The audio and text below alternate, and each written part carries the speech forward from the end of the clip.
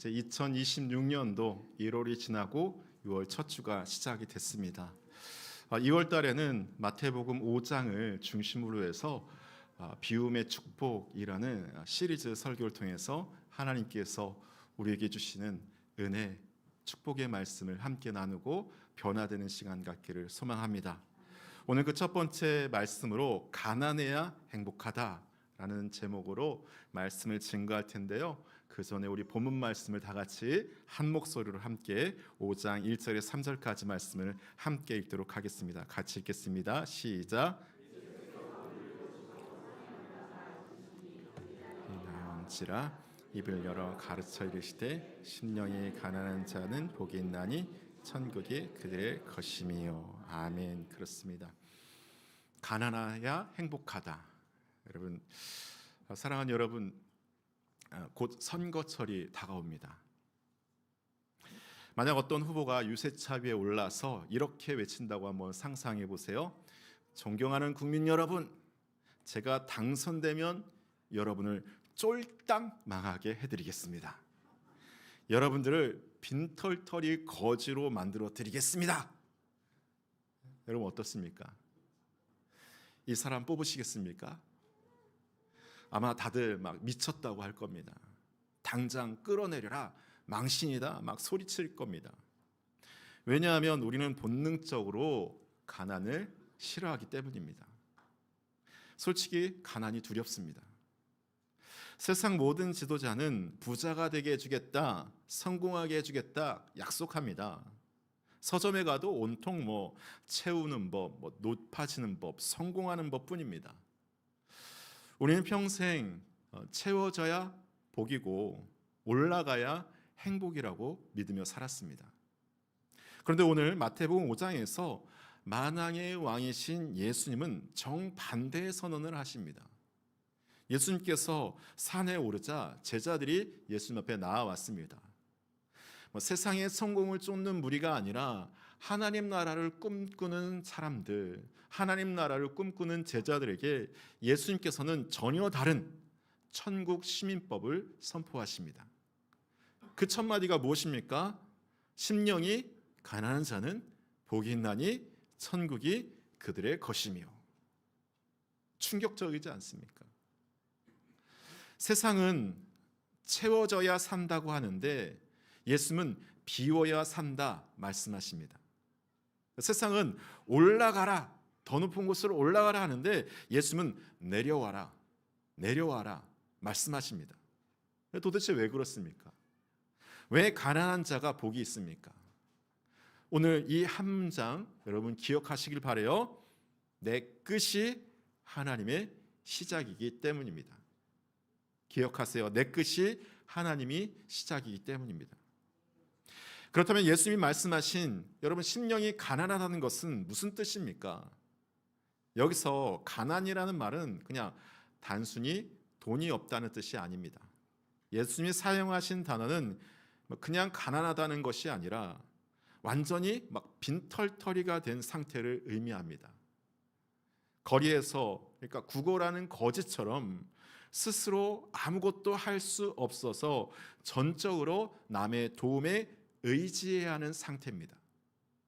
그리고 심령이라는 말은 우리 영혼 가장 깊은 곳, 그러니까 하나님과 만나는 자리를 말합니다. 심령은 하나님과 만나는 자리를 말합니다.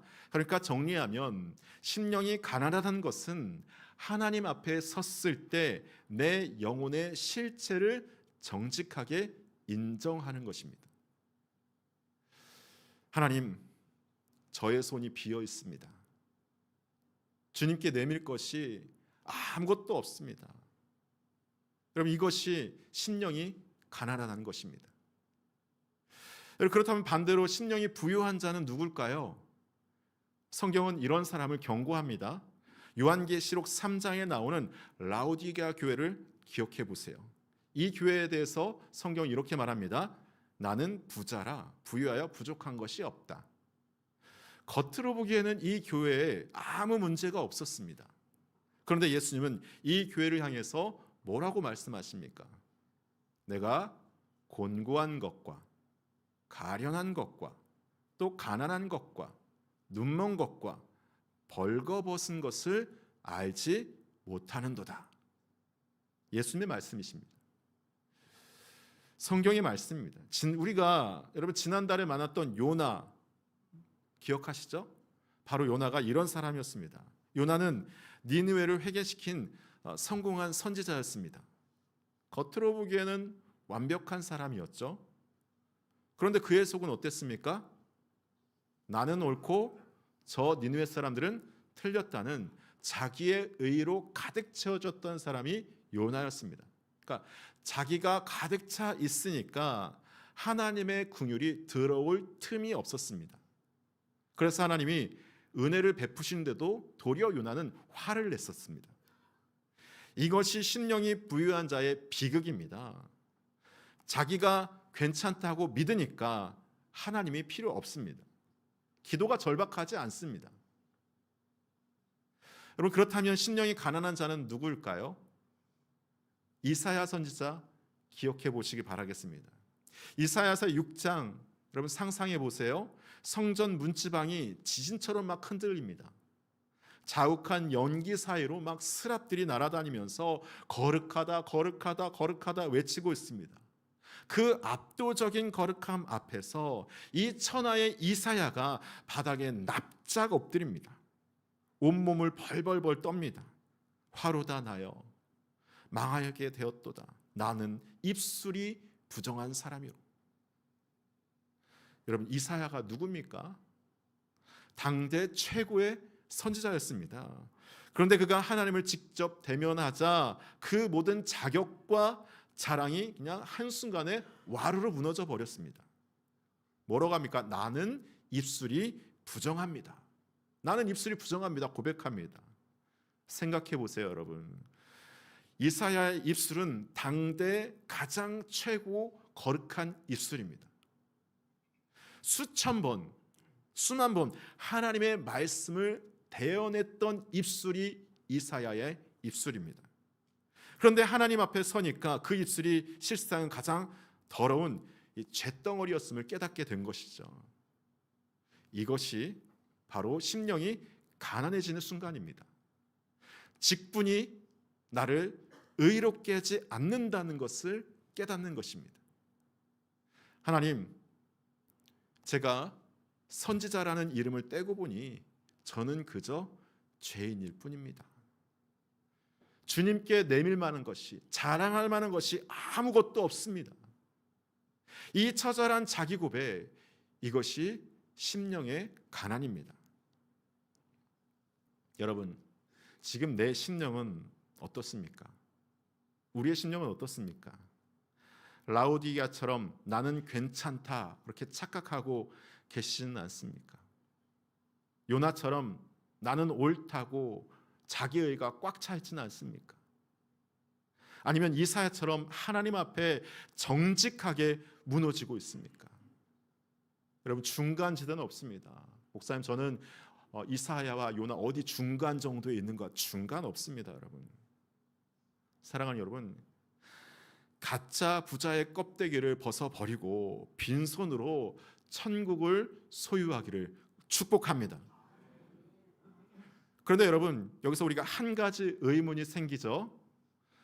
빈손이 왜 축복이 됩니까? 아무것도 없는 빈손이 왜 복이 됩니까? 빈털터리가 되는 게 뭐가 좋습니까, 여러분? 솔직히 파산이라는 말 자체가 끔찍하지 않습니까? 사업하시는 분들도 많이 계시고 가정경제를 담당하는 분들 많이 계신데 사업이 망해서 파산했다고 하면 어떻습니까? 인생이 끝난 것 같은 그런 마음과 느낌을 경험하지 않습니까? 끔찍하죠. 그런데 예수님은 왜 심령이 가난한 자는 복이 있다고 하셨을까요? 여기서 우리가 오해하면 안 되는 것이 하나 있습니다.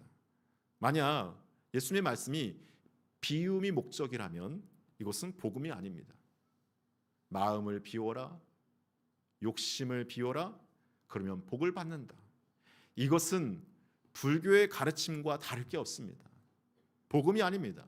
이것은 또 다른 우리에게 율법이 되어서 우리의 족쇄가 됩니다. 그렇다면 예수님이 말씀하신 심령의 가난은 무엇이 다르겠습니까? 비움 자체가 목적이 아닙니다. 비우는 것은 받기 위한 준비일 뿐입니다. 내가 비워지는 이유는 그 빈 자리에 예수님의 것이 채워지기 때문입니다. 이것이 십자가의 신비입니다. 고린도후서 8장 9절을 보세요. 정말 중요한 말씀이 나옵니다. 우리 주 예수 그리스도의 은혜를 너희가 알거니와 부유한 이로써 너희를 위하여 가난하게 되심은 그의 가난함으로 말미암아 너희를 부유하게 하려 하심이라 말씀합니다. 이 말씀을 천천히 들여다보며 기억해 보면 예수님은 본래 가장 부유하신 분이었습니다. 부자셨습니다. 하늘의 모든 영광을 가진 분이 우리 예수님이십니다. 천사들의 경배들을 받으시는 만왕의 왕이십니다. 그런데 그분이 우리를 위해서 가난하게 되셨습니다. 얼마나 가난하게 되셨을까요? 태어날 때 말구유에서 태어났습니다. 사역하실 때는 머리 둘 곳이 없었어요. 그리고 마지막 십자가에서 어떻게 되셨습니까? 로마 군인들이 예수님의 옷까지 벗겨버렸습니다. 겉옷을 벗기고 속옷까지 벗겨버렸습니다. 만왕의 왕이 벌거벗은 채로 모든 사람이 보는 앞에서 끔찍한 수치와 조롱을 당하셨습니다. 가진 것이 아무것도 없는, 속옷 한 장 없는, 아무것도 없는 완전한 빈손이 되셨습니다. 십자가 위에서. 여러분, 왜 그렇게 하셨습니까? 왜 하늘의 왕이신 예수님께서 이 땅의 거지가 되셨습니까? 성경은 말합니다. 그의 가난함으로 말미암아 너희를 부유하게 하심이라. 여러분, 이게 말이 됩니까? 이 말이 되는 이야기입니까? 만왕의 왕이 벌거벗으셨습니다. 왜요? 수치스러워 고개를 들지 못하던 나를 영광스러운 의의 옷을 입게 하시려고. 하늘 보좌를 버리셨습니다. 왜요? 갈 곳 없는 나를 하나님의 집에 영원히 거하게 하시려고. 나의 하나님, 어찌하여 나를 버리셨나이까? 부르짖으셨습니다. 왜 부르짖으셨습니까? 버림받아 마땅한 나를 영원히 사랑하는 하나님의 자녀가 되게 하시려고 주님의 생명을 내어주셨습니다. 왜요? 죽을 수밖에 없는 나를 영원히 살게 하시려고. 이것이 십자가에서 일어난 기적입니다. 예수님이 가난해지셔야만 우리가 부유해질 수 있습니다. 예수님께서 버림받으셔야만 우리가 하나님의 자녀가 될 수 있습니다. 예수님이 죽으셔야만 우리가 살 수 있습니다. 여러분, 이것이 복음입니다. 이것이 은혜입니다. 내가 한 것이 아무것도 없습니다. 예수님이 다 해주셨습니다. 내가 갚을 수 없는 빚을 예수님께서 대신 갚아주셨습니다. 내가 입을 수 없는 옷을 예수님께서 입혀주셨습니다. 내가 들어갈 수 없는 천국을 예수님께서 열어주셨어요. 그러므로 심령이 가난한 자는 복이 있다는 말씀의 진짜 의미는 이것입니다. 내가 철저히 빈손임을 고백하는 순간 예수님의 부유함이 내 것이 되는 것입니다. 여러분, 지금 나는 누구입니까? 저 여러분은 어떤 사람입니까? 나는 이제 거지가 아닙니다. 나는 왕의 자녀입니다. 나는 이제 버림받은 자가 아닙니다. 나는 영원히 사랑받는 자입니다. 나는 이제 죄인이 아닙니다. 나는 의롭다 칭함을 받는 사람입니다. 저와 여러분들은 이제 죽을 자가 아닙니다. 우리는 영원한 생명을 가진 사람들입니다. 예수님이 가지신 모든 것이 이제는 나의 것, 우리의 것이 된 것입니다. 그러니까 비우는 것은 손해가 아닙니다. 비움은 가장 큰 부유함을 얻는 새로운 길이에요.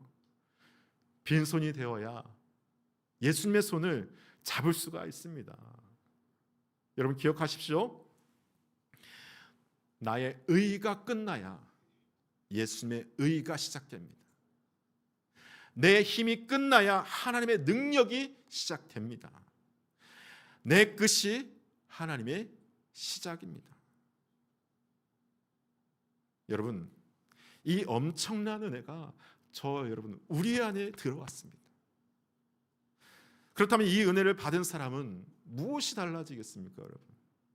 이 놀라운 은혜를 받은 사람은 어떻게 될까요? 가장 먼저 입술이 달라집니다. 나는 정말 심령이 가난한 사람인가? 어떻게 알 수 있을까요? 아주 간단합니다. 평소에 내가 하는 말을 보면 알 수 있습니다. 예수님도 말씀하셨어요. 마음에 가득한 것으로 입으로 말하느니라. 반대로 마음이 자기 생각으로 꽉 차 있는 사람은 어떤 말을 할까요? 입을 열 때마다 재판관처럼 말합니다. 가정에서 이런 말을 하죠. 당신은 맨날 그 모양이야. 엄마가 몇 번을 말해야 돼. 내가 뭐라고 했어? 내 말 안 듣더니 그렇게 됐잖아. 아이고. 교회에서 이런 말을 하죠. 기도를 안 하니까 그런 일이 생기는 거야. 아이고 참. 저 집사님은 맨날 저러실까? 왜 저러는 거야? 참 맨날. 저분은 신앙생활을 몇 년 했는데 저러고 그래. 아직도 저러고 살아? 직장에서 이런 말을 합니다. 아니 일을 그렇게 하면 되겠어? 요즘 젊은 것들은 버릇이 없어. 아이고 참. 내가 사회생활을 몇 년 했는데 왜 이런 말이 나올까요? 마음속에 나는 옳다는 생각이 꽉 차 있기 때문입니다. 자기가 판사의 자리에 딱 버티고 앉아 있습니다. 그리고 눈에 보이는 대로 지적질하고 평가하고 자꾸 가르치러 들고 깎아내립니다. 여러분 반대로 심령이 가난한 사람은 어떤 말을 할까요? 피고의 말을 합니다. 가정에서 이런 말을 하죠. 여보, 나도 부족한 사람이야. 못 도와줘서 미안해. 아들아, 아빠도 틀릴 때가 있다. 우리 같이 한번 생각해 보자. 엄마가 너무 급하게 말았네. 마음이 어땠어? 미안해. 교회에서 어떤 말을 합니까? 집사님, 저도 그 마음 조금은 알아요. 저도 함께 기도할게요. 제가 더 기도해야 될 것 같습니다. 제가 더 힘내서 함께 중보할게요. 장로님, 제가 부족해서 그래요. 저에게 가르쳐 주세요. 직장에서 세상에서 이런 말을 합니다. 후배님, 내가 보니까 후배님한테 내가 배울 게 많네요. 제 생각이 짧았습니다. 그렇게 볼 수도 있네요. 감사합니다. 여러분 왜 이런 말이 나올까요? 자기가 빈손인 걸 알기 때문입니다. 자기도 재판받을 사람인 걸 알기 때문이죠.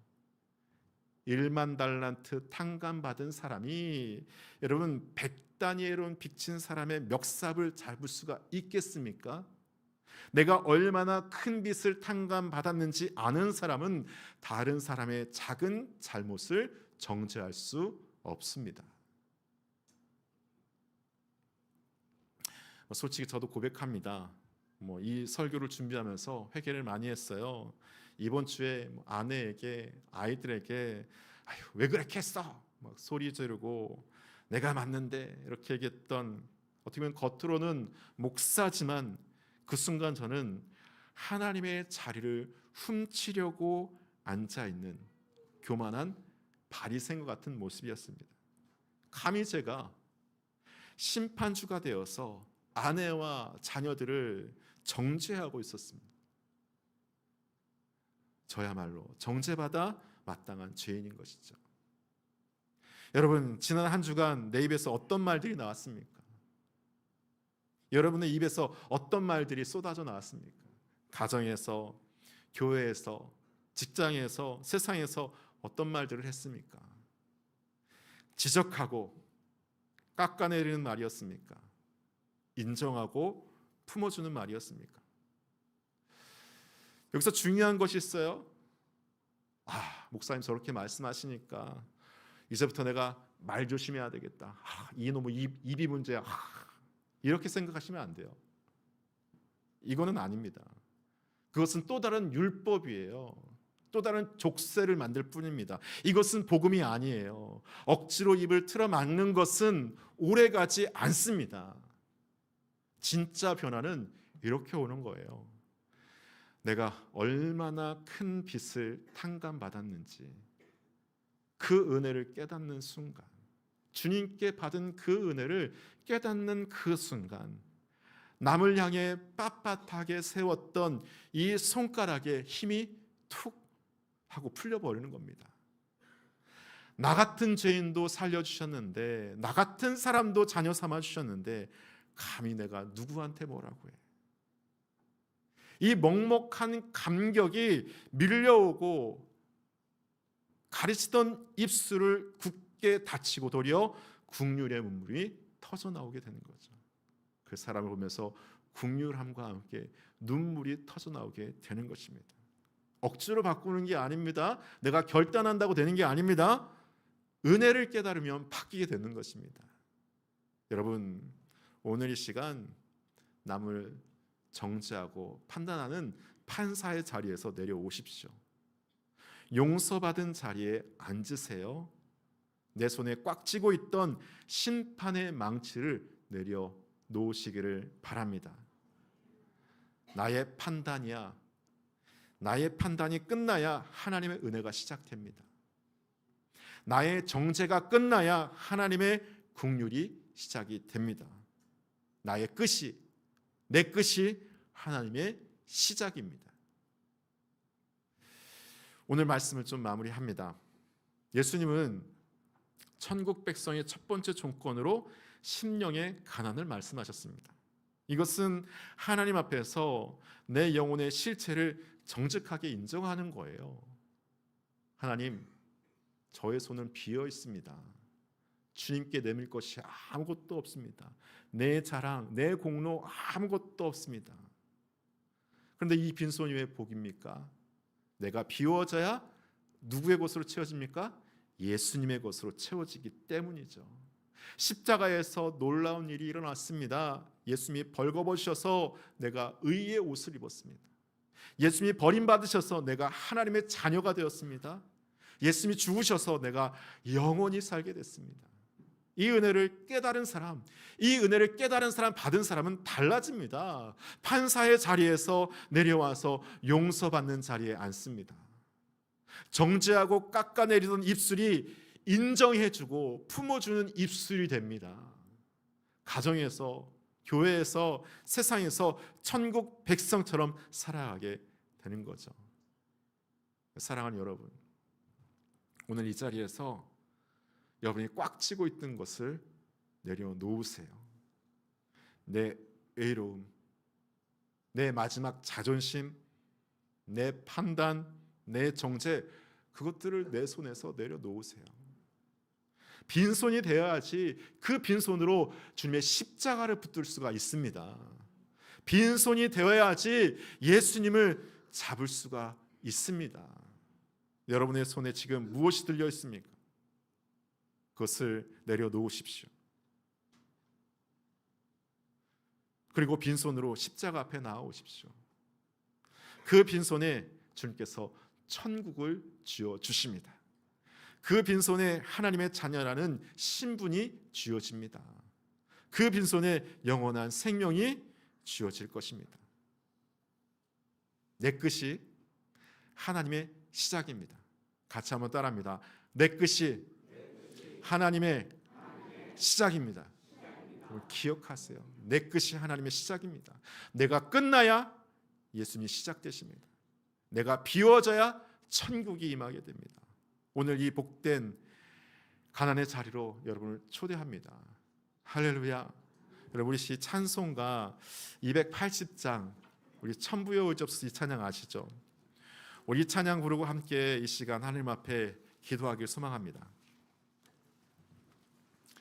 여러분,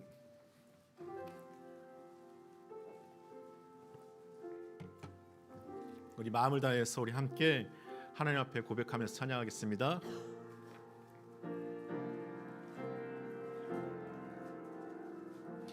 천부여 의지 없어서 손 들고 옵니다. 주 나를 외면하시면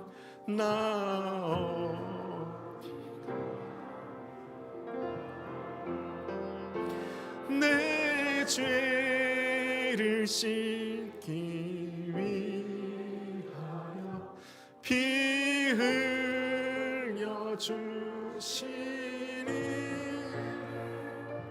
곧 회개하는